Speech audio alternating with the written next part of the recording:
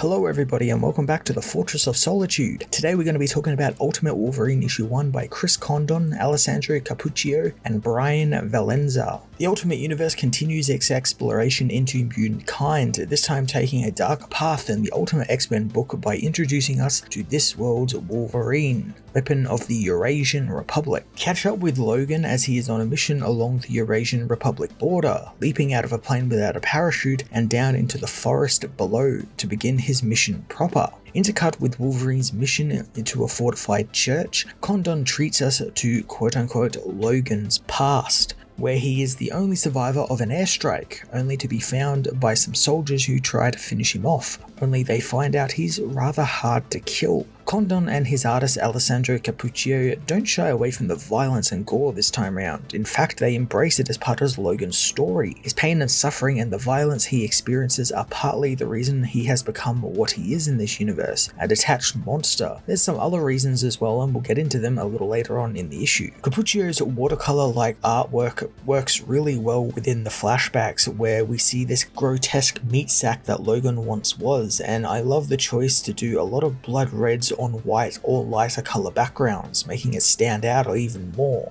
In the present day, Wolverine smashes headfirst into a church courtyard, violently killing some guards as we find out who he is after. And it's quite surprising as Nightcrawler and Mystique hide within the church with more soldiers. Considering how radically different we've seen a lot of the mutants portrayed in the Ultimate Universe so far, especially over in Peach Momoko's wonderful Ultimate X-Men book, seeing these two kind of largely unchanged kind of threw me off. Like, Mystique just feels like normal Mystique. She's, the assassin, so she kind of looks like an assassin here. And Nightcrawler, being a man of the cloth, he's a priest here, isn't far off what he usually is anyway. He's just in, the priest garb, not, like a costume. Kurt and Raven are there protecting other mutants as Wolverine bursts into the church, but before we see their fate, we see more of Logan's past and how he was found by the Rasputins after the airstrike, having been captured and tested on and found to be in possession of a healing factor. Thanks to learning of his incredible powers, Dr. Prostovich implores Colossus and Magic to allow her to run experiments on skeletal enhancements for Logan, as well as trying to find a way to control the seemingly savage animal-like being. We actually saw bits of this in the end of the 1 year in special that the Ultimates did a couple of months ago, and we got to see him sort of become the Wolverine, and that's an extension of what we are seeing here. Interestingly, we learn Logan isn't actually the only one being tested on in this facility. There's multiple mutants, and they make a point to point out that there is a telepath among them. Now, I don't think it's been revealed who this is, unless it was in some back issue or something. I don't think it has been yet, but I think it's probably safe to assume that it's Jean Grey, and maybe Condon is building towards a Jean-Logan relationship in some form. Maybe Jean understands Logan and the pain he has and is able to calm him or something. Maybe she is able to help regain his lost memories. Who knows? The other theory is maybe it's Charles Xavier, though I don't think it will have been. I think the maker would have done something a bit more rash to deal with Charles in this universe, so they don't have an Omega level telepath mutant like Charles Xavier setting up a school or something. So I imagine he's no longer in the picture, so it has to be Jean, and it kind of makes sense with Jean and Logan having a relationship in most continuities in some form.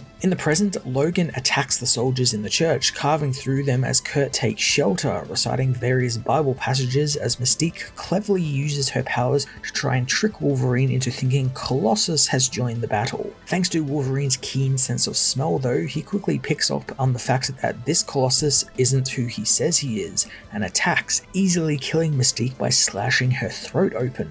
Death in the Ultimate Universe shouldn't surprise me so much now since it happens so regularly, but it still does, especially when it's some pretty prominent mutant like Mystique, and especially this early on in this universe. I do wonder if, like the older Ultimate Universe before this one, it will adhere to the rules that whomever dies stays dead, although the old universe did kind of go back on that a couple of times, and I think it would be really smart if they did that. It sets some actual stakes into the universe, anyone can die at any one moment, and also it kind of keeps character pools small and manageable. You're not losing characters in the shuffle of different events and everything, and no characters don't fall by the wayside if they're not around to fall by the wayside. More of Logan's past is also revealed, specifically the surgery before his adamantium was installed, which the doctors used to wipe Logan from the mutants' minds, allowing them to mold him into what they refer to as the Winter Soldier. Now, I really like the genesis of his name here too. It's not just like some cool code name, but it has a meaning behind it, with the doctors figuring that this being lives, dies, and lives again as a relentless, cold-blooded, ever-moving soldier, hence the title, the Winter Soldier. In the present, Nightcrawler confronts Wolverine, seemingly knowing who he is, hinting at a past with Logan. But now the mindless Wolverine attacks, prompting Kurt, who up until now has refused to fight, to turn to violence, using a gun and his powers to try and take the fight to Wolverine. The fight doesn't last long though, thanks to Wolverine's senses again, which he uses to anticipate where Kurt is going to teleport to next, and like Mystique, he kills Nightcrawler. Before he dies though, Kurt reveals that he is sorry that he didn't get to him in time, which seemingly gives Logan pause as he remembers the forced briefing he had for the mission, where he was made to look at information on Nightcrawler and Mystique, who apparently escaped a similar lab to Logan. Again, this kind of hints at the fact that they all were in the same lab at some point, and Kurt also makes it really known that he tried to help Logan at some point but failed because he got carted off for an experiment, or they were able to get free but Logan wasn't. So there's like some sort of like unleft thing between these two that's never going to get resolved because Logan ends up killing Nightcrawler. The one thing I did find really interesting about this forced briefing that Wolverine is going under, he's like locked into a chair, his eyes are like pried open so he, takes in the information. I found it really interesting that the general delivering the briefing feels the need to almost inspire Logan with this speech, telling him he's part of history and what he's doing, and he's doing all of this for the greater good. He's not just living history, he is history. It's just stuff that you wouldn't expect them to tell what is essentially a caged animal that they have, sort of beaten into submission. That's stuff you tell like soldiers as you about to rush the beaches or something, not your creature that you have in a cage. It was something that wasn't dwelled upon all that much in the issue, but just something that really drew my eye, and I thought, that's quite interesting. They're trying to make Wolverine feel patriotic for his country or something, trying to work him up into a frenzy or something. Back in the aftermath of the church attack, Logan thinks on the words of the general as he returns to base, seemingly wondering if he is working for the greater good or something much more sinister. Ultimate Wolverine issue 1 was a decent beginning to Wolverine's introduction to the Ultimate Universe. The character changes and world building Chris Condon and his team are exploring are really damn interesting and utilizing pre-established Ultimate Universe lore really well. It fits in nicely with what we've seen over in the Ultimates and what Jonathan Hickman had set up in Ultimate Invasion.